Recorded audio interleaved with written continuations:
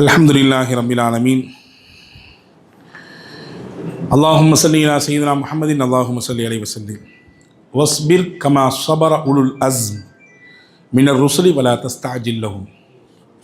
கண்ணியத்திற்குரிய சகோதரர்களே, அன்பிற்குரிய தாய்மார்களே, சகோதரிகளே, நபிமார்களின் வரலாற்று தொடரிலே இன்றைக்கு நாம் பார்க்கக்கூடிய நபி ஹஸரத் நூஹ் அலைஹிஸ்ஸலாம். நேற்றைக்கு யாரை பார்த்தோம்? நேற்றைக்கு முந்தின நாள் ஆதம் அலைஹிஸ்ஸலாம். தொடர் தெரியணுமில்ல. இன்றைக்கி நூஹ் அலைஹிஸ்ஸலாம் பார்க்க போகிறோம். நூஹ் அலைஹிஸ்ஸலாம் 5 ரசூல்மார்கள் இருக்கிறாங்க. அந்த 5 பேருமே உலுல் அஸ்ம்னு சொல்லுவாங்க. உலுல் அஸ்ம்னு கட்டுப்பட்டவங்க, அதாவது உறுதியான மனமிக்கவர்கள். அல்லாஹ் குர்ஆனில் சொல்கிறான், நபியை பார்த்து சொல்கிறான், நபியே, உலுல் அஸ்மில் கட்டுப்பட்ட நபிமார்களை எப்படி உறுதியான நிலைப்போடு இருந்தாங்களோ, பொறுமையாக இருந்தாங்களோ, சகிப்புத்தன்மையோடு இருந்தாங்களோ, அந்த மாதிரி நீங்களும் இருங்க அப்படின்றான் அல்லாஹ். ஏன்னா பொது வேலைக்குன்னு வந்துட்டிங்கன்னா நிறைய உங்கள் மீது விமர்சனங்கள் வரும், நிறைய உங்களை நோக்கி அம்புகள் பாயும், உங்களுக்கு நெருக்கடிகள் வரும், காலை சுற்றிக்கு நிற்கும் நெருக்கடி, உங்களை வளர விடாமல், உங்களை எஞ்சிக்க விடாமல் காலை பிடிச்சி வாரி வாரி இழுக்கும். அப்போதெல்லாம் நீங்கள் மேற்கொள்ள வேண்டிய விஷயம் என்னென்னா, ரசூல்மார்கள், குறிப்பாக அந்த 5 ரசூல்மார்கள் எப்படி உறுதியாக நின்னாங்களோ அந்த மாதிரி நீங்கள் நிற்கணும் நபியே அப்படின்னு அல்லாஹ் சொல்கிறான். அந்த 5 நபிமார்களை கட்டுப்பட்டவங்க தான் ஒருத்தவங்க தான் ஹஸரத் நூஹ் அலைஹிஸ்ஸலாம். அதை நீங்கள் உள்வாங்கிக்கிங்க முதல் விஷயமா. இதுக்கு அடுத்து நம்ம பார்க்கக்கூடிய முக்கியமான செய்தி என்னென்னா, நூஹ் அலைஹிஸ்ஸலாம் அவங்களுக்கும் ஆதம் அலைஹிஸ்ஸலாமுக்கும் இடையில எவ்வளோ வருஷம் டிஃப்ரெண்ட்டு. ஆதம் அலைஹிஸ்ஸலாமை பற்றி பேசிட்டோம், அதுக்கடுத்து இத்ரீஸ் அலைஹிஸ்ஸலாம் பற்றி பேசிட்டோம். இது 3வது நபியாக நூஹ் அலைஹிஸ்ஸலாம் வர்றாங்க. பூமியில் அனுப்பப்பட்ட ரசூல்மார்களில் ஒரு ரசூலாக ஹஸரத் நூஹ் அலைஹிஸ்ஸலாம் இருக்கிறாங்க. இவங்க 2 பேர்த்துக்கு இடையில என்ன கால அளவு இடைவெளி? ரசூலுல்லாஹ் சஹாபாக்கள் கேட்குறாங்க. சஹீஹ் இப்னு ஹிப்பான் சொல்லக்கூடிய ஒரு நூலில் இது பதிவாகிருக்கு. ஆதம் அலைஹிஸ்ஸலாமுக்கும் நூஹ் அலைஹிஸ்ஸலாமுக்கும் இடையில் உள்ள கால அளவு எவ்வளவுன்னு கேட்டாங்க. இப்போ ரசூலுல்லாஹ் சொன்னாங்க 10 நூற்றாண்டு அப்படின்னாங்க, கிட்டத்தட்ட 1000 ஆண்டு. ஆதம் நபிக்கும் நூஹ் அலைஹிஸ்ஸலாமுக்கும் இடையிலே 1000 ஆண்டு இடைவெளி இருக்கிறது. நூஹ் அலைஹிஸ்ஸலாமை அல்லாஹ் எப்பொழுது நபியாக தேர்வு செஞ்சான்? நம்ம நபி அல்லாஹ் எப்போ தேர்வு செஞ்சான் நபியா? 40வது வயதில். ரசூலுல்லாஹ் அந்த உலகத்தில் மொத்தம் வாழ்ந்ததே 63 ஆண்டுகள் தான். ரொம்ப குறைவான ஆயுள் கொடுக்கப்பட்ட சமுதாயமும் நாம தான். நமக்கு அனுப்பப்பட்ட நபிக்கும் ரொம்ப குறைவான ஆண்டுகள் தான் அந்த உலகத்தில் வாழ்ந்துருக்காங்க. ஆனால் நிறைவான வாழ்வு வந்திருக்காங்க. நீங்கள் வரலாறை பார்க்கும்போது உங்களுக்கு தெரியும், அடுத்தடுத்து நபிமார்களுடைய வரலாறுலாம் நீங்கள் உள்வாங்கும்போது, படுபாவி, நமக்கு ரொம்ப ஆயுள் கம்மியாக இருக்குதுன்னு நம்ம நினைப்போம். நூஹ் அலைஹிஸ்ஸலாமுக்கு நபித்துவம் கொடுக்கும் பொழுது அவங்களுக்கு வயசு 480 வயசு. இப்னு அப்பாஸ் ரலியல்லாஹு சொல்கிறாங்க, நூஹ் அலைஹிஸ்ஸலாமை அல்லாஹ் நபியாக தேர்வு செய்யும் பொழுது அவங்களுக்கு 480 வயசு. அப்போ தான் அல்லாஹ் நபித்துவம் கொடுத்தான்.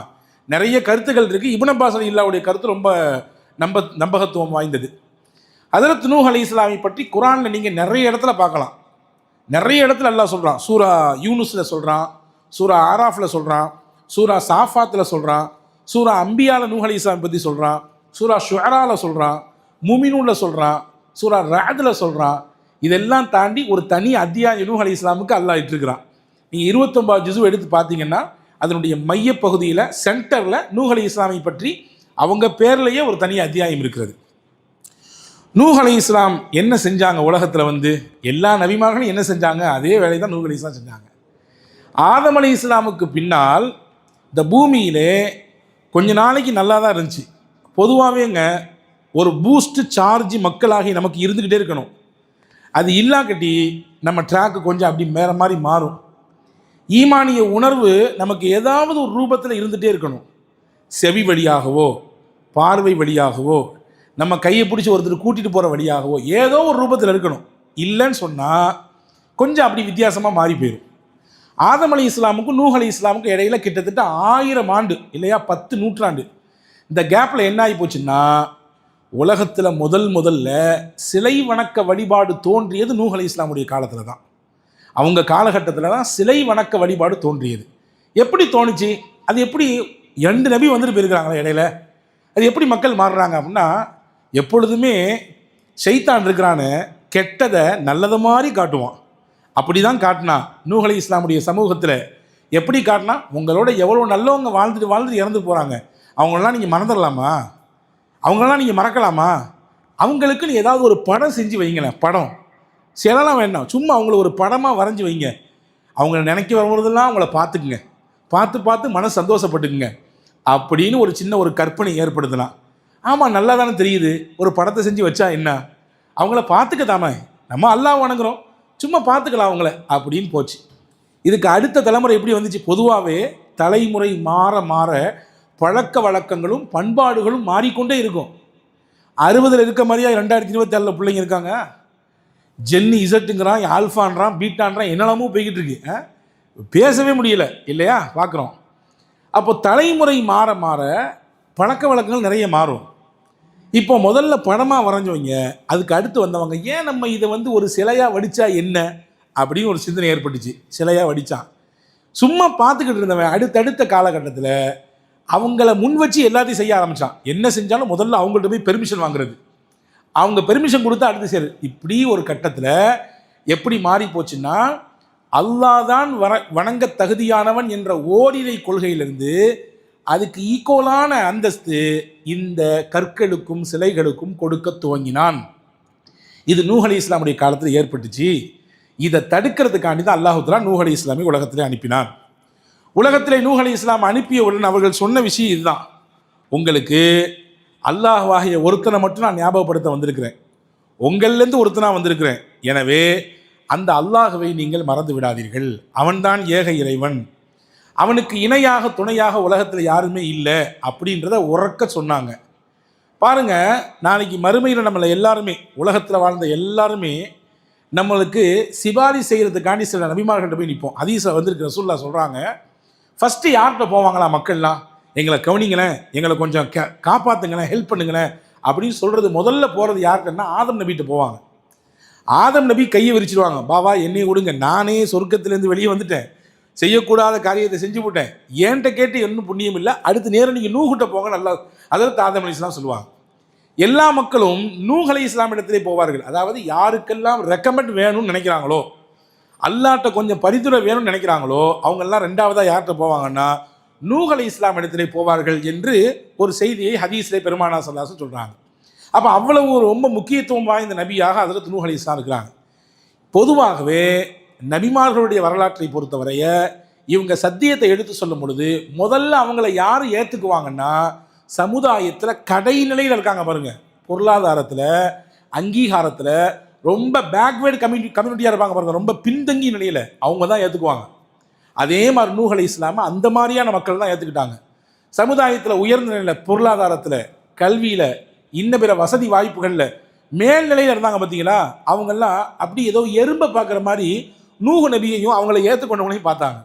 இவங்க எல்லாம் ஒரு ஆளா, மனுஷங்களா இவங்கெல்லாம் அப்படின்ற மாதிரி அல்லாஹ் குர்ஆன்ல அதை சொல்கிறாங்க. அவங்கள்ட்ட போய் நூஹ் அலைஹிஸ்ஸலாம் பேசுனாங்க, இந்த மாதிரி நான் சத்தியத்தை கொண்டு வந்திருக்கிறேன், நீங்கள் ஏற்றுக்குங்க, இப்படி மாறி நிற்கக்கூடாது, இறைவனுக்கு இணை வைக்கக்கூடாது, அல்லாஹ்வுடைய வேதனை சந்திக்க வேண்டியதுன்னு சொல்லும் பொழுது அந்த செல்வந்தர்கள், பணம் படைத்த வள்ளல்கள், பணம் படைத்த அந்த அந்த பண பீரங்கிகள் என்ன சொன்னாங்க? குர்ஆன் சொல்லுது, ஆலு அனுமினு லக்க வத்தபஅக்கல் அர்தலூன், நாங்கள் ஏன் உங்களை நம்பிக்கணும், உங்களை ஃபாலோ பண்ணுறது எல்லாம் யார்? எல்லாம் தாழ்ந்த குடிகள், சமுதாயத்தில் பின்தங்கியவங்க, ரொம்ப பின்னால் இருக்கக்கூடியவங்க உங்களை ஃபாலோ பண்ணுறாங்க, அவங்களும் நாங்களும் சமமா? உங்களை நாங்கள் ஃபாலோ பண்ணால் அப்போ அவங்களுக்கும் எங்களுக்கும் என்ன வித்தியாசம்? இந்த ஏற்றத்தாழ்வு. நாங்கள் காசால், பணத்தால், அந்தஸ்தால், வசதியினால், எங்கள்கிட்ட இருக்கக்கூடிய செல்வாக்கு, நாங்கள் எவ்வளோ பெரிய ஹைட்டில் இருக்கிறோம், உங்களுக்கு பின்னாடி நாங்களும் வந்துன்னு சொன்னால் அவங்களும் நாங்களும் சமமாயிருவோமே, ஏன் நாங்கள் பின்பற்றணும் அப்படின்னு கேட்டாங்க. குர்ஆன் சொல்கிறது. அப்போ ஹஜ்ரத் நூஹ் அலைஹிஸ்ஸலாம் சொன்னாங்க, சராசரி என்பது பொருளாதாரத்தை வைத்தோ, ஒரு மனிதனுக்கு சமம் பார்ப்பது, ஈடு இணை பார்ப்பது காசு பணத்தை வச்சோ செல்வாக்கை வச்சோ கிடையாதுயா, நம்பிக்கையை வச்சு, இறைவனுடைய அந்த ஆழமான ஈடுபாட்டை வச்சு, உன் உள்ளத்தில் இருக்கக்கூடிய இறை நம்பிக்கையை வச்சு தான் பார்க்கணும். நீ என்ன காசு பணத்தை வச்சு செல்வாக்கை வச்சு பார்த்துக்கிட்டு இருக்கிற அப்படிங்கிறத ஹஜ்ரத் நூஹ் அலைஹிஸ்ஸலாம் அந்த மக்களுக்கு எடுத்து சொன்னார்கள். ஆனால் புரியல. நாயகத்தின் வரலாறை பாருங்களேன், அபூஜஹல், ஷைபா, உத்துபா, பெரிய பெரிய செல்வந்தர்கள்லாம் ரசூலுல்லாவை வெறுத்தாங்க. ஆனால் ரசூலுல்லாவை யார் அரவணைச்சிக்கிட்டா? பிலால், அம்மார், யாசர், சுஹைப், இந்த மாதிரி ஏழ்மை நிலையில் இந்த சஹாபாக்கள்லாம் ரசூலுல்லாவை அரவணைச்சிக்கிட்டாங்க. இதுதான் நாயகத்தின் வரலாறு. உலகத்தினுடைய நடப்பு என்னன்னா, நல்ல விஷயங்களை வேகமாக உள்வாங்கக்கூடிய ஆற்றலை நீங்கள் மற்றவங்களை குறைச்சி பேசணும்னு நினைக்கக்கூடாது. யதார்த்தத்தை சொல்கிறேன். வேகமாக உள்வாங்கக்கூடிய ஆற்றலை அல்லாஹ் சமூகத்தின் கடைநிலையில் இருக்கக்கூடிய மக்களுக்கு கொடுப்பான். அதை வேகமாக அவங்க உள்வாங்கிக்குவாங்க, சீக்கிரமாக அதை எடுத்துக்குவாங்க. அந்த ஆற்றலை அல்லாஹ் அவர்களுக்கு கொடுப்பான். அந்த வரிசையிலே ஹஜ்ரத் நூஹ் அலைஹிஸ்ஸலாமை ரொம்ப சமுதாயத்தில் பின்தங்கிய மக்கள் ஏற்றுக்கிட்டாங்க. அதே நேரத்தில் மேல்நிலையிலே இருந்த மக்கள் எல்லாம் வெறுத்தார்கள், ஒதுக்கினார்கள் என்பது மட்டுமல்ல, பொதுவாகவே மனுஷனுடைய இயல்பு என்ன தெரியுமா? தான் செய்யக்கூடிய பணிகளுக்கு அங்கீகாரம் வேணும்னு நினைப்பான். நம்மளை மக்கள் அக்செப்ட் பண்ணணும்னு நினைப்பான். இது எல்லாருக்கும் இருக்கக்கூடியது. என்ன வேலை செஞ்சாலும் சரிதான், நல்லா இருக்குங்க, அல்ஹம்துலில்லாஹ், சிறப்பாக செய்றீங்களே, கரெக்டாக, உங்களுடைய கடை ரொம்ப அழகாக இருக்குது, ரொம்ப சூப்பராக நீங்கள் டெக்கரேட் பண்ணியிருக்கீங்க, உங்களுடைய உணவு ரொம்ப அழகாக இருக்குது, சாப்பாடை சொல்லி பாருங்க மனைவிட்ட, அடுத்த நேரத்துலேருந்து ரொம்ப அழகான சாப்பாடெலாம் வரும். நீங்கள் பாட்டு குறைக்கு மேலே குறையா சொன்னீங்கன்னா இந்த மனுஷனுக்கு எம்பிட்டு கொட்டி தொலைஞ்சோம், ஒரு புண்ணியம் இல்லை அப்படின்ற வெறுப்பு தான் வரும். இது இயற்கை. நீங்கள் என்னையை பார்த்து கேட்கக்கூட அஜரத் உங்களுக்கு நிறைய அனுபவிக்கு போல தெரியுதுன்னு கேட்காதீங்க, யதார்த்தத்தை சொல்லுகிறேன். நீங்கள் அங்கீகரித்தால் மனித மனம் இன்னும் சந்தோஷம் அடையும், குதூகலம் அடையும். எனவே தான் ரசூலுல்லாஹ் சஹாபாக்களை அக்செப்ட் பண்ணாங்க. எப்படி அக்செப்ட் பண்ணாங்க? என் சமுதாயத்திலேயே ரொம்ப திறமசாலி மார்க்க விஷயத்தில் முஆத் இப்னு ஜபல், ஏதாவது சந்தேகம்னா அவர்கிட்ட போய் கேளுங்க. இந்த சொத்து கணக்கீடு விஷயத்தில் ரொம்ப திறமசாலிங்க ஸைத் இப்னு சாபித், அவர்கிட்ட போய் கேளுங்க. ஏதாவது சொத்து விவகார விஷயமா உங்களுக்கு டவுட் இருந்துச்சுன்னா அவர்கிட்ட போய் கேளுங்க. என்னுடைய மார்க்கத்தில் குரானை ரொம்ப ஞானம் படைத்தவர், ரொம்ப அழகாக ஓதக்கூடிய உச்சரிக்கக்கூடியவர் இப்னு மசூத், அவர்கிட்ட போய் கேளுங்க. உங்களுக்கு ஓதன ஆசையாக இருக்கா, அவர்கிட்ட போய் ஓதுங்க. இது இருக்கும் பொழுதே ரசூலுல்லாஹ் அங்கீகரித்தாங்க. இறந்த பின்னாடி அங்கீகரித்து புண்ணியம் இல்லை. நம்மள நிறைய பேருக்கு என்னதுன்னா பழக்கம், இருக்கும் பொழுது கொண்டாடுறதே இல்லை யாரையுமே. செத்து இறந்த பின்னாடி அல்லது இடத்த காலி பண்ண பின்னாடி அவரை மாண்டு உண்டா, ஐயோ அவரை மாதிரி உண்டா, அப்படி ஒரு மனுஷன் உண்டா? அத்தா இருக்கும் பொழுது அத்தாவை கொண்டாடுறதே இல்லை. அத்தா இறந்த பின்னாடி ஐயோ எங்கள் அத்தா எப்படி கஷ்டப்படாது தெரியுமா என்னை வளர்க்குறதுக்கு, எங்கள் அத்தா எப்படி கண்முழிச்சார் தெரியுமா, எங்கள் அத்தா எப்படி தெரியுமா, இப்படி தான் வானத்துக்கு பூமிக்கும் புகழ்றது. இருக்கும் பொழுது தூசியை மதித்த மாதிரி கூட அவரை மதிக்கிறது இல்லை. அன்பர்களே, பொதுவாக மனித இயல்பு அங்கீகாரத்தை தேடும். அதே மாதிரி நூஹ் அலைஹிஸ்ஸலாமும் தேடினாங்க. ஆனால் அங்கீகாரம் அவங்களுக்கு கிடைக்கல, யாருமே ஏற்றுக்கலை. திரும்பின இடமெல்லாம் அடி மட்டும் இல்லை, கேலி, கிண்டல், அவமானம், தலக்குனிவு தொடர்ச்சியாக அவங்களுக்கு வந்துட்டே இருந்துச்சு. ஆனால் அதையெல்லாம் கண்டு நூஹ் அலைஹிஸ்ஸலாம் மனம் வருந்தலை. ரொம்ப அழகான பாடங்க நம்ம வாழ்க்கைக்கு. உங்கள் உலகத்தில் நீங்கள் வாழும் பொழுது உங்களை பாராட்டுறவங்களை விட தூற்றி பேசுகிறவங்க தான் நிறைய இருப்பாங்க. அப்போ நூஹ் அலைஹிஸ்ஸலாம் எப்படி மனதைரியமாக இருந்தாங்களோ அது மாதிரி நீங்களும் இருங்க. என்னை அப்படி பேசுகிறாங்களே, என்னை குறை பண்ணுறாங்களே, என்னை தூட்டி பேசுகிறாங்களே, இப்படி குடும்பத்துக்குன்னு மாடாக உழைக்கிறேன், என்னை அங்கீகரிக்கிறதே இல்லையே, உதாசீனப்படுத்துகிறாங்களே அப்படின்னு நினச்சி ரொம்ப வருத்தலாம் படாதீங்க. நம்ம எம்பிட்டு வருத்தப்பட்டாலும் அவங்களுக்கு தெரிய போகிறதில்ல. அதனால் நீங்கள் செய்ய வேண்டியது என்ன அப்படின்னா, உறுதியான திடத்தோடு அல்லாஹ்வின் மீது நம்பிக்கை வச்சு நூஹ் அலைஹிஸ்ஸலாம் போன மாதிரி போய்கிட்டே இருக்கீங்கன்றான் அல்லாஹ். நூஹ் அலைஹிஸ்ஸலாம் அவர்களுடைய கேலி கிண்டலை எதையும் செய்யவில்லை, தொடர்ச்சியாக முயற்சி பண்ணிக்கிட்டே இருந்தாங்க. எப்படி பண்ணாங்க? சூரா நூஹ்ல அல்லாஹ் சொல்கிறான், யா அல்லாஹ், நான் காலை மாலை என்று நேரமே பார்க்கறதில்ல, மக்கள்கிட்ட போய் மார்க்கத்தை சொல்லிக்கிட்டே இருக்கிறேன், இரவு பகல் பார்ப்பதில்லை, கூட்டமாக இருக்கிறாங்க தனியாக இருக்கிறாங்கன்னு பார்க்கறது இல்லை, தேவைப்பட்டால் தனியாக இருக்கக்கூடிய நபர்களை தனித்தனியாக போய் சந்திக்கிறேன், மீட் பண்ணுறேன், கூட்டாக இருக்கும் பொழுது கூட்டமாக போய் மீட் பண்ணுறேன். எப்படி மீட் பண்ணாலும் நான் ஏதாவது அவங்கள்ட்ட சொல்ல போனால் அவங்க எனக்கு முன்னாடியே காதில் பஞ்சை அடைக்கிற மாதிரி கையை வச்சு காதில் அடைச்சி பிடிக்கிறாங்க. எவ்வளோ பெரிய அவமானமாக இருக்கும். நூஹ் வர்றாருங்க, வந்துட்டாரா மனுஷன், எதையாவது பேசி தொலைவாக இருந்தாரு அப்படின்னு சொல்லி காதில் அப்படி கையை வச்சுட்டு அவமானப்படுத்துகிற மாதிரி நிற்கிறாங்க. ஆனாலும் இந்த அவமானத்தையும் தாங்கிக்கிட்டு அந்த மக்களுக்கு காலையிலையும் மாலையிலையும் முயற்சி பண்ணிக்கிட்டே இருக்கேன், சொல்லிக்கிட்டே இருக்கேன். குர்ஆனில் சொல்கிறான் அல்லாஹ், நான் உங்களுடைய வாழ்வை பற்றி கடைசியில் சொல்லுவேன், எத்தனை வருஷம் வாழ்ந்திருக்காங்கன்னு. இந்த மக்களிடத்தில் நூஹ் அலைஹிஸ்ஸலாம் உழைத்த உழைப்பு மட்டும் 950 ஆண்டு காலம், 950 வருஷம் அந்த மக்களோடு மக்களாக உருண்டு பிறண்டு எந்திரிச்சாங்க. எப்படியாவது மனுஷங்க திருந்திட மாட்டாங்களா, எப்படியாவது உண்மையின் பக்கம் வந்துட மாட்டாங்களான்ற ஒரு நப்பாசை தான். ஆனால் அதுக்கு கிடைச்ச பலன் என்ன தெரியுமா? வெறும் 80 பேர் தான் ஏற்றுக்கிட்டாங்க.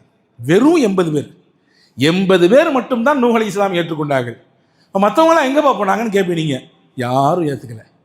எந்த அளவுக்கு ஏற்றுக்கிறேன்னா, மௌத்தா போகும்போது தன் பிள்ளைகிட்ட கூட்டு சொல்லுவானா, டேய் என்ன வேணாலும் செய்யி, இந்த நூஹுக்கு பின்னாடி மட்டும் போயிடாத, நீ என்ன வேணாலும் செய்ய கர்மம், எனக்கு எந்த பிரச்சனையும் கிடையாது, இந்த நூஹு கூப்பிட்டாருன்னு சொல்லி அவருக்கு பின்னாடி போகிறதுக்குன்றது இந்த மாதிரிலாம் வச்சுக்கூடாது, பார்த்துக்கோ அப்படின்னு சொல்லுவாங்கண்ணா. அன்பர்களே, இங்கே நமக்கு ஒரு செய்தி இருக்குது. இன்றைய உலகம் என்ன தெரியுமா? லைக்குக்கும் ஷேருக்கும் அடிமையாக இருக்குது. ஏதாவது ஒன்று செஞ்சால் நம்ம லைக் பண்ணணும்னு நினைக்கிறோம். லைக் சிம்பிள் வந்துச்சுன்னா நமக்கு ஒரு புத்துணர்ச்சி வருது. யாராவது நம்மளுடைய விஷயத்தை ஷேர் பண்ணாங்க, நமக்கு ஒரு சந்தோஷம் வருது. இத்தனை போஸ்ட் திரும்ப திரும்ப திரும்ப திரும்ப போட்டுக்கிட்டே இருக்க, ஒரு லைக் கூட வரமாட்டேங்குது. நிறைய வருத்தப்பட்டிருக்காங்க நம்முடைய பிள்ளைகள்லாம் இல்லையா? அதற்கு நூஹ் அலைஹிஸ்ஸலாம் 950 வருடம் வாழ்ந்தார்கள். அவர்களை லைக் செய்தவர்கள் வெறும் 80 பேர் தான். லைக் பண்ணலையே யாருமே நம்மளை ஏன் ஏற்றுக்க மாட்டேங்கிறாங்க அப்படின்னு மனசு தோண்டு போயிடல.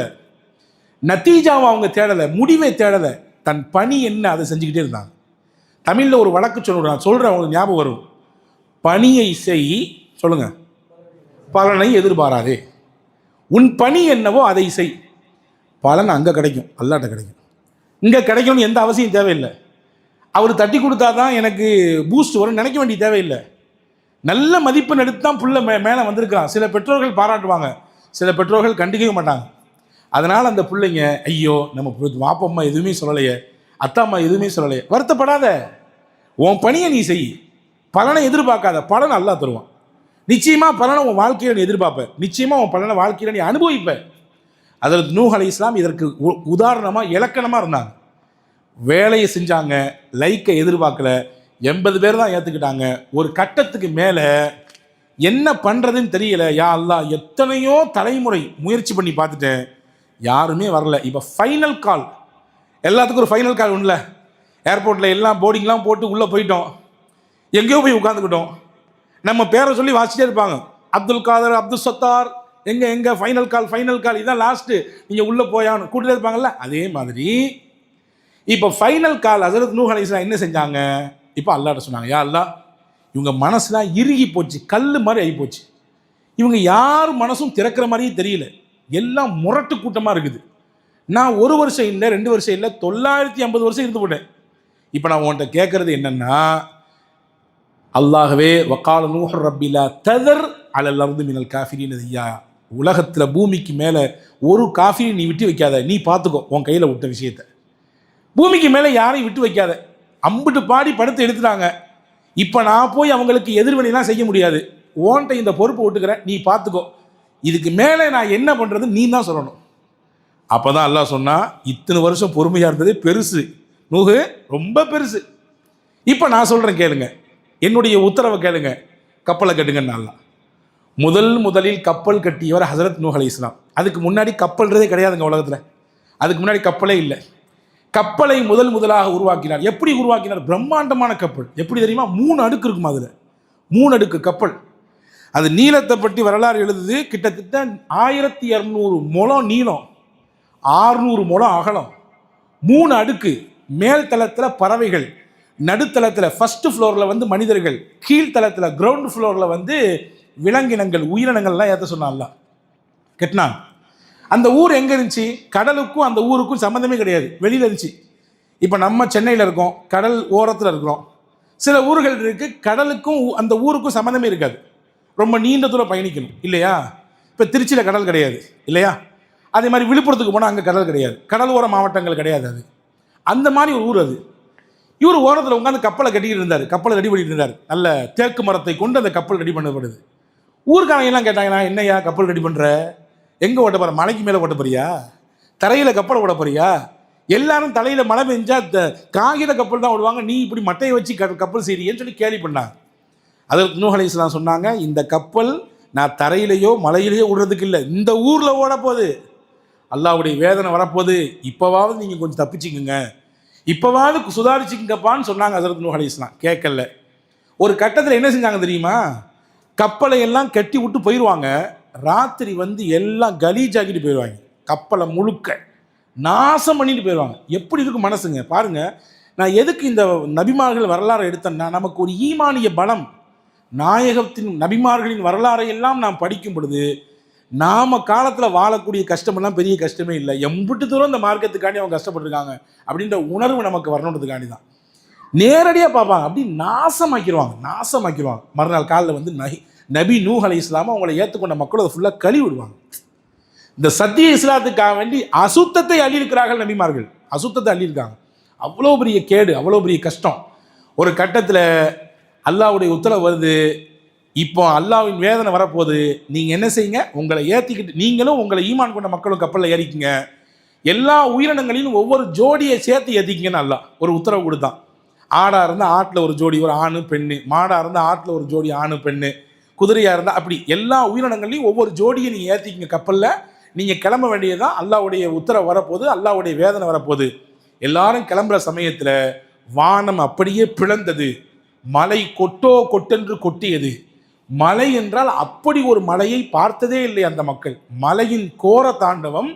ஒரு கட்டத்தில் ஊருக்குள்ளே சுனாமியை போன்ற அலை வந்தது. முதல்ல சுனாமி எந்த காலத்தில் ஏற்பட்டுச்சுன்னா நூஹ் அலைஹிஸ்ஸலாமுடைய காலத்தில் தான் ஏற்பட்டுச்சு. வெள்ளப்பெருக்கு அப்படியே தத்தளித்து வருகிறது. அந்த அந்த கப்பல் அவ்வளவு பெரிய சுனாமியிலே அப்படியே நீந்தி அப்படியே பறந்தது. போகிற வழியில் ஹஜ்ரத் நூஹ் அலைஹிஸ்ஸலாம் தன்னுடைய மகனை பார்த்தாங்க. 4 பிள்ளைங்க, ஆம்பளை பிள்ளைங்க. யாம் என்ற ஒரு பையன் மட்டும் அவரை ஏற்றுக்கொள்ளவில்லை. மற்ற பிள்ளைங்களாம் ஏற்றுக்கிட்டாங்க. அந்த பிள்ளைங்களுடைய மனைவிமார்கள்லாம் ஏற்றுக்கிட்டாங்க. அதே மாதிரி நூஹ் அலைஹிஸ்ஸலாமுடைய மனைவி நூஹ் அலைஹிஸ்ஸலாமை ஏற்றுக்கலை. பாருங்க, ஒரு பெண் ஒரு கணவனுக்கு துணையாக இருந்தால் அந்த துணையின் வழியாக எவ்வளோ பெரிய சாதனையும் ஒரு ஆணால் செய்ய முடியும். தமிழில் சும்மாவா சொல்லியிருக்காங்க, ஒரு ஆணினுடைய வெற்றிக்கு பின்னாடி பெண்ணுன்னு.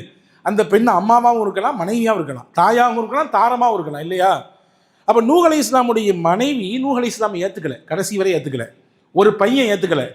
பையனை போகும்போது சொல்கிறாங்க, யா புனை இருக்க மானா வலாத்தக்கும் மால் காஃபிரி, எங்களோடு சரி கப்பலில் ஏறி இருப்பா, கடுமையான வெள்ளம் வரப்போது, அழிஞ்சு போயிடுவேன்னு சொல்கிறாங்க. அந்த பையன் சொன்னால், நான் மலைக்கு உச்சியில் போய் ஏறி நிற்குவேன், மலை உச்சியில் போய் ஏறி நிற்பேன், என்னையெல்லாம் ஒன்றும் செய்யாதுன்னு சொன்னான். ஹஜ்ரத் நூஹ் அலைஹிஸ்ஸலாம் சொன்னாங்க, நீ எம்பிட்டு பெரிய மலை உச்சிக்கு போனாலும் சரிதான், அதையும் தாண்டி அலை வரும், அந்த அலையிலே நீ வீழ்ந்து போவா என்று சொன்னார்கள். அவன் கண்டுகொள்ளவில்லை. கடைசியிலே நூஹ் அலைஹிஸ்ஸலாம் அந்த ஊரை விட்டு வெளியேறினார்கள். வெளியேறி அந்த கப்பலில் பயணித்தார்கள். ஒட்டுமொத்த ஊரும் வெள்ளத்தால் அழிக்கப்பட்டது. மூழ்கி தத்தளித்து இறந்து போனார்கள்.